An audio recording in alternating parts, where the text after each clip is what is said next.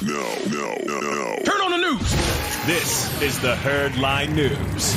Colin, what a legend right there. He's right, though. You guys need to do like a two-part special. Well, yeah, and just dive deeper. Yeah, he's just got a real understanding. You know, he's totally pro-player, but what he's telling you is players do have certain restrictions. Yeah. You know, we don't want him running personnel. So, and again, he's as pro-player as anybody ever.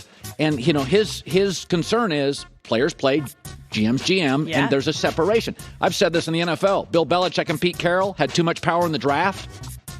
They usurped it from the GMs of those teams, and it hurt them in drafting for 7-8 years. He understands both sides. Yep. He has a wealth of knowledge. That was really fun to listen to. All right. Well, the NBA has suspended Dillon Brooks for Game 3 of the Warriors-Grizzlies series following his hard foul on Gary Payton II. And Draymond Green was recording his podcast when the news broke on a very cool network, and he gave his viewers his live reaction to the move.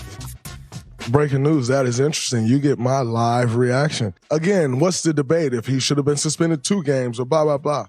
I think it's legit. You know, you get thrown out for a flagrant 2. And as I've said, clearly intent doesn't matter anymore.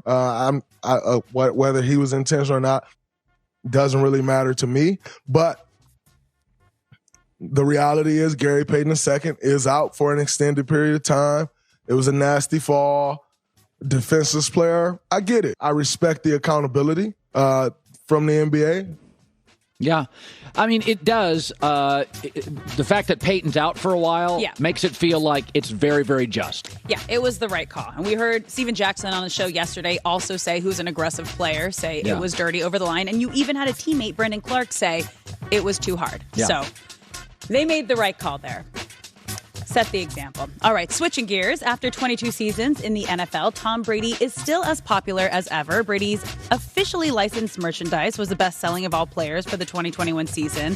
This is the 5th time and the 2nd straight year that Brady has led all NFL players in merchandise sale. Oh, they had Justin Fields at 8. Yeah, Mac Jones at 5. Aaron Rodgers is at 9. But the thing is, like Tom Brady, the man can't lose. He is 44 and thriving, and he has figured out this whole social media thing, which I think has grasped that younger generation who now understand him. They want to buy his jersey. They want to support him. We even saw it yesterday when he went viral with the Truth TikTok with Justin Bieber.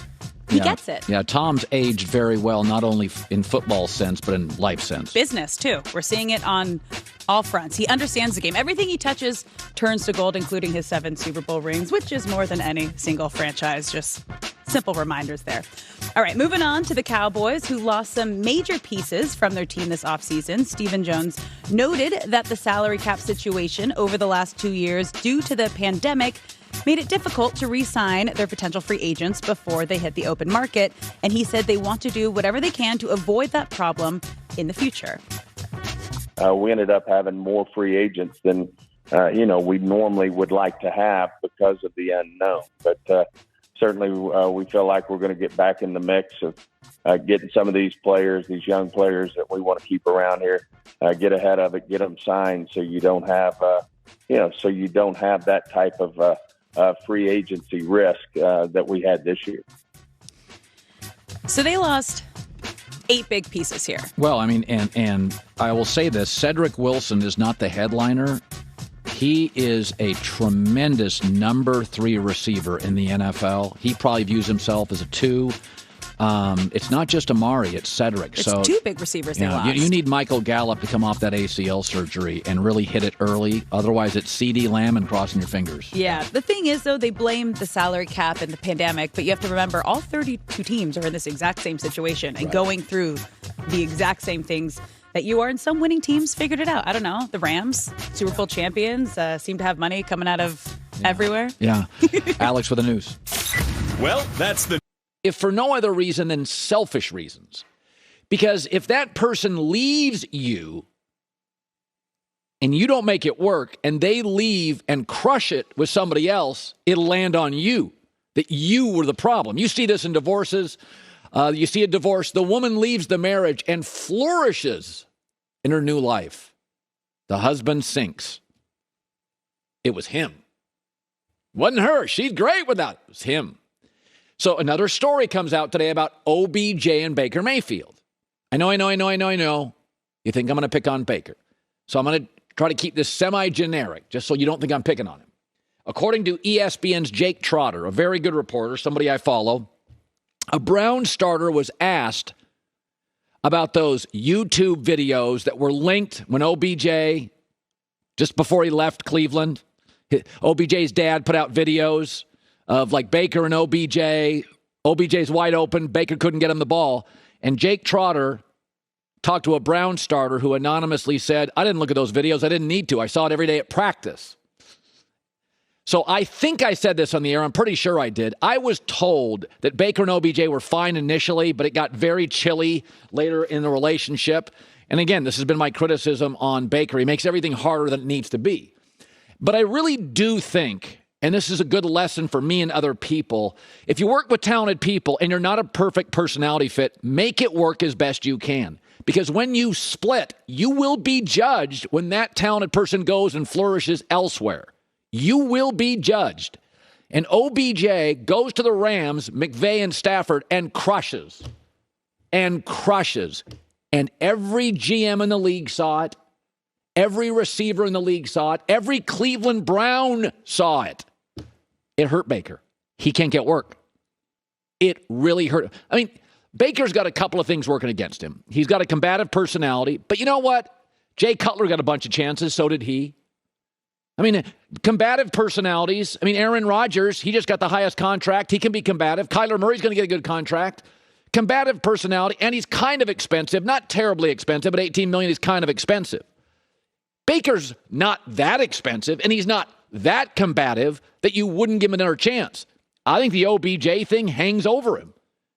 By the way, OBJ said he'd be willing to go back to Cleveland once Deshaun Watson got signed. So that tells you what I was told about Baker and OBJ. It didn't work. So there's no reason Baker's unemployed. He's absolutely one of the 32 best quarterbacks in the NFL. He's not that expensive. I think it's the toxicity, the combativeness, and the OBJ situation. And it really goes down to something, a fundamental principle I have had, a criticism about Baker. Just make it easier. Stop being snarky. Get along with people. Make it work. We've all worked with people in our lives. I mean, I've been in this business 25 years. I've worked with people I love, people I don't like. Just make it work. Just do the best you can. You're not going to be working forever. Somebody will move on. But what you don't want to do is it doesn't work at all. They leave and crush, and it lands on you. So for selfish reasons, get along with people. Especially talented people. Just figure it out. And by the way, we know this, that sometimes historically in football, the wide receivers have been bigger personalities. Tom Brady, Antonio Brown, he makes it work. Tom Brady, Randy Moss, he makes it work. I mean, Tom's the greatest example of he just figures it out. He gives of himself, relinquishes a little power, is there for the player. We know that wide receivers are the first to break the huddle. They tend to be the NBA players of the NFL. They're empowered. They're probably the most talented people in the NFL. Sometimes they come with a little personality. T.O. came with it. Andre Rison, Michael Irvin. There's been a lot of them. Make it work. Just do the best you can to make it work. Because now I think this thing lands on Baker, and it hurts him. Folks, he can't get a job. There's 7 teams that need a quarterback. It was a bad quarterback class. He couldn't get a job. What happens next year when the over-under on quarterbacks entering the draft is 6.5 in the first round? That's the over and under I read last week. 6.5 quarterbacks going to be taken in the first round next year. You think he struggled? How do you struggle to get work now? I mean, Garoppolo's got an excuse. He's got an injury. He had surgery. So it can't just be the money and the combativeness. It can't, because he's too good to be just sitting on the beach. The OBJ thing hurt. Get along with people, even if they're difficult. All right, the other story that we talked about in the last hour yesterday is that according to Mike Lombardo, reporter, San Francisco coaches have been underwhelmed regularly by Trey Lance, who they gave up a bunch of picks to get in draft. So I think it's time for the 49ers to rip off the Band-Aid. I think they just I think they have to figure out a way to rip off the Band-Aid. So here's what we know about Trey Lance. So we're going to check some boxes. We know this. He's big, strong, and athletic. So check those boxes. Now, Tua in Miami, is he big enough, strong enough, athletic enough? Mac Jones in New England, big enough, strong enough, Athletic enough? Doubts there. So that's an issue. Okay, we know those boxes are checked. I've stood next to Trey Lance. He looks like an NFL quarterback. Big enough? Check. Strong enough? Check. Athletic enough? Check. It's not that. I've also had multiple discussions with him. He's smart. There have been multiple stories out of San Francisco. He's smart. Cognitively, let's check that box. So what is it? Well, he's a quarterback. Let's go to the throwing the ball stuff. So let's break down. He's thrown 71 passes in the NFL. Here's the rub. He's completed only 57%, and that's with Kyle Shanahan's offense. So Shanahan is known a little bit as a quarterback whisperer. Garoppolo, Super Bowl. Matt Schaub, Pro Bowl. Matt Ryan, MVP. That's the thing Kyle does. Makes all the quarterbacks like a notch above what we perceive them to be. Trey Lance has completed only 57% of his throws. And if you take out the game against Houston, and they were about as bad a team